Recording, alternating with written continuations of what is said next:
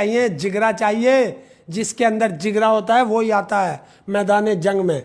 बाकी तो रजाई ओढ़ ओढ़ के घर सोते हैं, तो ये रजाई ओढ़ के सोने वाला है।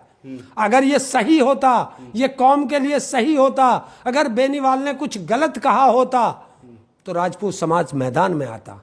राजपूत समाज जानता है कि बेनीवाल ने कोई गलत नहीं कहा, ना उसने सारी राजपूत जाति के लिए कहा, उसने उन 2-4 गद्दारों के लिए कहा जो जाति के नाम पर गद्दार। देखिए, जब हमें किसी पर हमला करना होता है तो हमें इजाज़त की आवश्यकता नहीं होती।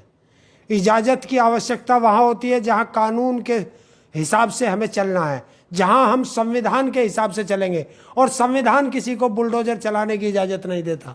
तो आपने जो वादा किया था कि आंधी आए तूफान आए धरती इधर से उधर हो जाए, 8 तारीख को नागौर जाकर के वहाँ के सांसद हनुमान बेनीवाल की संपत्ति को ध्वस्त करेंगे, तो कहाँ गए? इसे ही तो कहते हैं रणछोड़ दास। रणछोड़ दास ये क्या है? रणछोड़ दास, जो रण छोड़ करके भाग जाए उसे रणछोड़ दास कहते हैं। इसे ही कहते हैं थूक कर चाटना।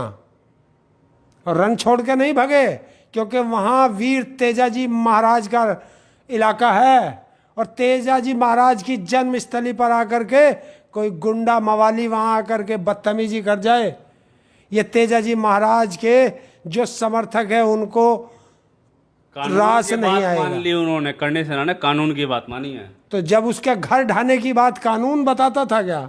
कानून ने में कहाँ लिखा है तुम किसी का घर ढा दोगे, बुलडोजर ले जा करके तुम उसकी संपत्ति को नष्ट कर दोगे? ये कहाँ कानून में लिखा है?